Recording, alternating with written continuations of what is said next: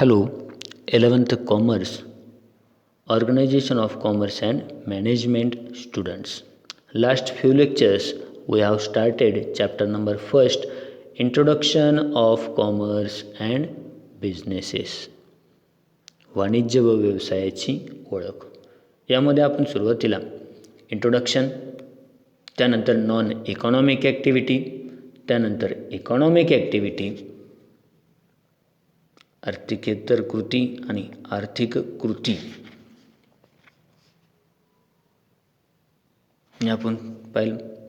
या economic ॲक्टिव्हिटीमध्ये business, profession आणि employment या कृती येतात. हे ॲक्टिव्हिटीज येतात या इकॉनॉमिक ॲक्टिव्हिटीमध्ये. बिझनेसेस येतात. सेकंड नंबर प्रोफेशन, पेशा हा आपण काल पाहिला. त्यानंतर आहे थर्ड नंबर एम्प्लॉयमेंट, नोकरी. या तिन्ही इकॉनॉमिक ॲक्टिव्हिटीज आहेत, कारण याच्यामध्ये काय येतो, पैसा, इन्कम, मनी, अर्निंग मनी आहे. यामध्ये अर्निंग सम इन्कम आहे, पैशाच्या रिलेटेड आहेत ह्या सगळ्या काही तीन वेगवेगळ्या. बिझनेसेस असतील, प्रोफेशन असतील किंवा एम्प्लॉयमेंट असेल. या तिन्हीतूनही काय मिळतं, ह्युमन ॲक्टिव्हिटीजला, मनुष्याच्या कृतीला पैसा मिळतो, मनी मिळतो, इन्कम मिळतं. आणि यामुळे या इकॉनॉमिक ॲक्टिव्हिटी आहेत, आर्थिक कृती आहेत. आता थर्ड नंबरमध्ये इकॉनॉमिक ॲक्टिव्हिटीजमधील आपल्याला पाहायचं आहे एम्प्लॉयमेंट, रोजगार, नोकरी. पहिला व्यवसाय पाहिला आपण, बिझनेस पाहिला. त्यानंतर प्रोफेशन पाहिलं, ज्याचं क्वालिफिकेशन, एज्युकेशन, नॉलेज आणि स्पेशल स्किलवरनं जो सर्व्हिस देतो आणि त्याद्वारे त्याला जी इन्कम होते ते आपण प्रोफेशनमध्ये पाहिलं. आता आपल्याला पुढे थर्ड नंबरचा बिझनेस झाला, प्रोफेशन झालं, त्यानंतर नोकरी. आता एम्प्लॉयमेंट, नोकरी ज्याला म्हणण्यात येईल रोजगार असं म्हणण्यात येईल. एम्प्लॉयमेंट, नोकरी, रोजगार. It is an economic activity. हो, नोकरी करणे ही आर्थिक क्रिया आहे, इकॉनॉमिक ॲक्टिव्हिटी आहे. Which people work for others. यामध्ये एम्प्लॉयमेंटमध्ये काय करतात, which people work for others. कर्मचारी किंवा लोक हे इतरांसाठी काम करतात, इतरांसाठी काम करतात आणि त्याच्या बदल्यात त्यांना रिम्युनरेशन मिळतं, म्हणजे त्याच्या बदल्यात त्यांना मोबदला मिळतो, पैसा मिळतो. There is employer employee relationship. यामध्ये एम्प्लॉयर आणि एम्प्लॉई, एम्प्लॉयर मालक, एम्प्लॉई कामगार असे नाते असते, असे रिलेशनशिप असते. आता एम्प्लॉयर म्हणजेच मालक, एम्प्लॉई कर्मचारी, एम्प्लॉई एम्प्लॉयर. एम्प्लॉयर म्हणजे मालक, एम्प्लॉई म्हणजे कामगार, worker, employee. Employer is the person who offers the job. Employer म्हणजे मालक, म्हणजे अशी व्यक्ती जी दुसऱ्याला कामाची संधी देते किंवा दुसऱ्याला नोकरी देते. Employer is the person who offers the job. Employer म्हणजे अशी व्यक्ती जी दुसऱ्याला काम देते, जॉब देते, ऑफर करते, देते. अँड आता एम्प्लॉय म्हणजे the person who accept, the person who accept the work is called employee. The person who accepts the job is called employee. व कामाची मागणी ऑफर दिलेली जी ॲक्सेप्ट करणारा म्हणजेच कामाची संधी घेणारा व्यक्ती म्हणजेच कर्मचारी, कामगार, एम्प्लॉई होय. रिम्युनरेशन कामाचा मोबदला. And terms and conditions are agreed by both of them. Remuneration कामाचा मोबदला, टर्म्स अँड कंडिशन्स काही तरतुदी व अटी या बाबतीत दोघंही तयार होतात. Agreed by both of them. कामाचा मोबदला, कामाच्या शर्ती, कामाच्या अटी यामध्ये दोघांमध्ये काय झालेला असतो, एक प्रकारचा ॲग्री दोघंही झालेले असतात, तयार दोघंही झालेले असतात. दोघं कोण, एम्प्लॉयर आणि एम्प्लॉई. हे झालं आपलं एम्प्लॉयमेंट, त्याचा मिनिंग पाहिला आपण. त्यानंतर आहे फीचर्स. एम्प्लॉयमेंटचे फीचर्स, वैशिष्ट्ये. फर्स्ट आहे एम, उद्देश काय. The main aim is to earn money, पैसा कमवणे. For meeting needs of the employee and employers. जो मालक आहे आणि जो कामगार आहे, जो कर्मचारी आहे, जो एम्प्लॉयर आणि एम्प्लॉई आहे, या दोघांच्याही स्वतःच्या गरजा भागवण्यासाठी पैसा मिळवणे हा एकमेव एम आहे. The main aim is to earn money, पैसा मिळवणे. म्हणूनच ही एम्प्लॉयमेंट ही इकॉनॉमिक ॲक्टिव्हिटी आहे. सेकंड नंबर क्वालिफिकेशन, पात्रता. Each job requires some qualification. प्रत्येक नोकरीत काय असते, पात्रतेची गरज असतेच, क्वालिफिकेशनची गरज असतेच. Skilled or unskilled labour is required as per the nature of the job. नोकरीच्या नेचर ऑफ द जॉब, नोकरीच्या स्वरूपानुसार स्किल्ड, अनस्किल्ड, कुशल, अकुशल कामगारांची आवश्यकता असतेच. For skilled job some specific qualification are required.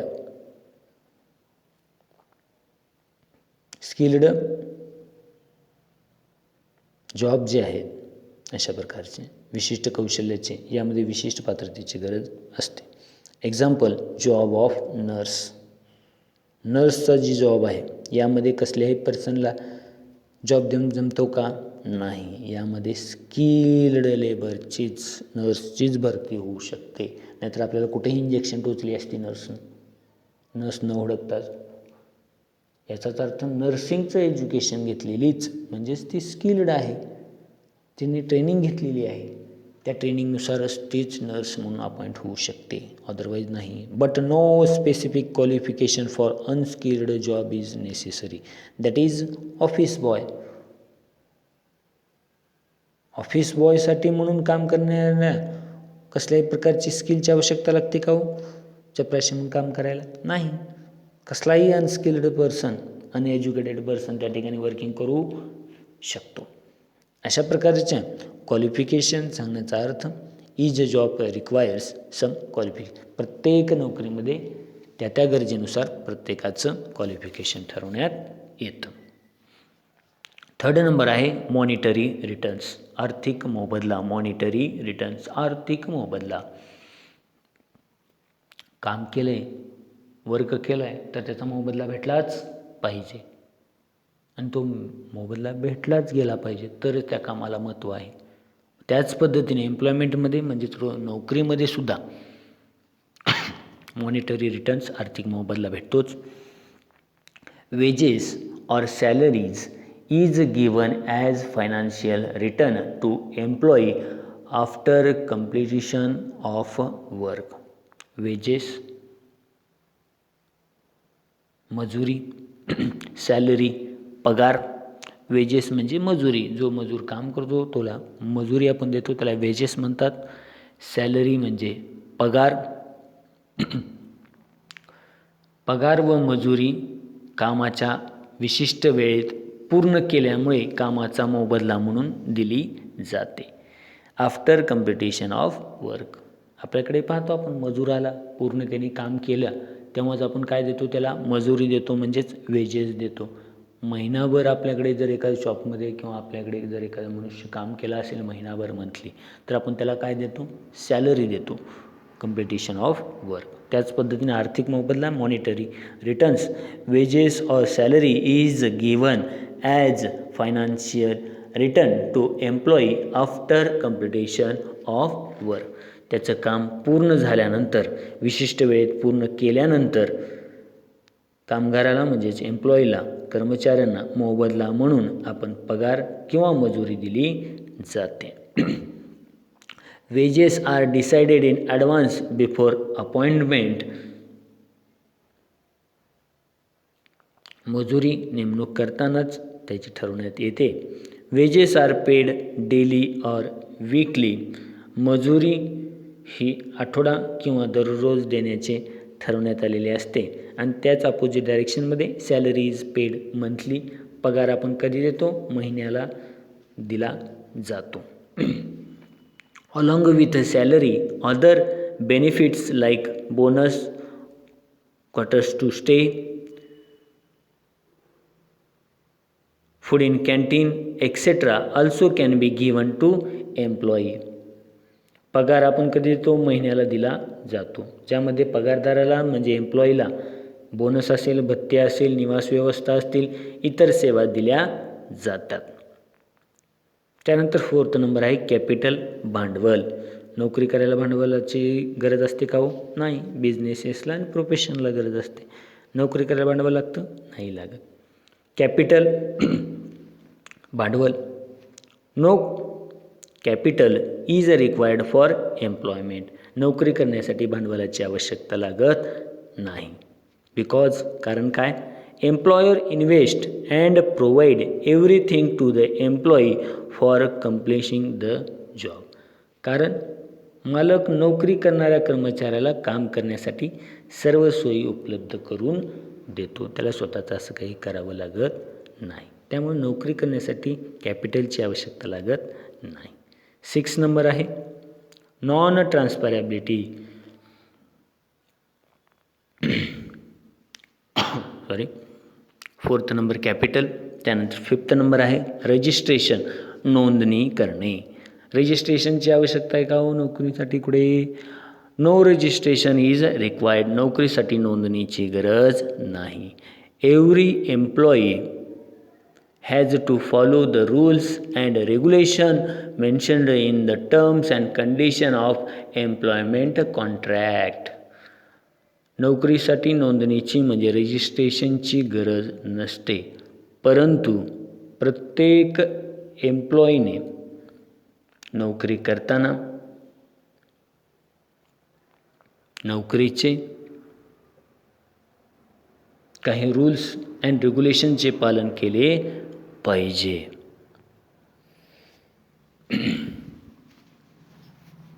त्यानंतर 6 नंबर नॉन ट्रान्सफरॅबिलिटी, अहस्तांतरणीय. नॉन ट्रान्सफरॅबिलिटी ट्रान्सफर करता येणे. एकाचा जॉब दुसऱ्याच्या नावे ट्रान्सफर करता येतो का हो? नाही करता येत. जसं एज्युकेशन करता येत नाही, जसं प्रोफेशनसुद्धा एकाच्या नावानं दुसऱ्याच्या नावावरती करता येतं नाही. नॉन ट्रान्सफरॅबिलिटी न अहस्तांतरणीय. येतं का ट्रान्सफर करता? नाही. एकाची नोकरी दुसऱ्याच्या ह्याच्यावरती ट्रान्सफर करता येते का? नाही. एक एम्प्लॉयमेंट दुसऱ्याला करता येत नाही. एक क्वालिफिकेशन एकाचं दुसऱ्याला करता येत नाही, another person. Employment can not be transferred for one person to another person. नोकरी एका व्यक्तीकडून दुसऱ्या व्यक्तीकडे हस्तांतरण करता येतं नाही. Example, if a teacher retires then he cannot transfer his job to his son or daughter. शिक्षक जर रिटायरमेंट झाला असेल तर आपल्या जागेवर आपल्या मुलाला किंवा मुलीला नेमणूक अपॉइंटमेंट देऊ शकत नाही. आणि लास्ट नंबर आहे नेचर ऑफ वर्क, कामाचे स्वरूप. नोकरी करताना कामाचं स्वरूप हे वेगवेगळं असतं. Every employee is expected to complete the work which is given to him. The nature of job decide the nature of work. नोकरीचे नेचर ऑफ वर्क, नोकरीचे कामाचे स्वरूप. नोकरीचे कामाचे स्वरूप हे त्या मालकाच्या कामाच्या स्वरूपावर अवलंबून असते. The nature of job decide the nature of work. जसं जॉब असेल तसं त्याचं कामाचं स्वरूप असणार आहे, नेचर ऑफ वर्क असणार आहे. प्रत्येक कर्मचाऱ्याला, एम्प्लॉईला नेमून दिलेलं जे काम आहे त्यानुसार त्याचे जशी अपॉइंटमेंट आहे, जसा जॉब आहे तसा त्याचा वर्क असणार आहे. Nature of work. The nature of job decide the nature of work. जसं काम असेल, जशी नोकरी असेल, जशी त्याचा जॉब असेल तसं त्याचं काम असणार आहे. हे आपण एम्प्लॉयमेंट इकॉनॉमिक ॲक्टिव्हिटीजमधील बिझनेसेस, प्रोफेशन अँड एम्प्लॉयमेंट याची मिनिंग आणि या तिन्हीचे फीचर्स आपण पाहिलेले आहेत. Thank you students.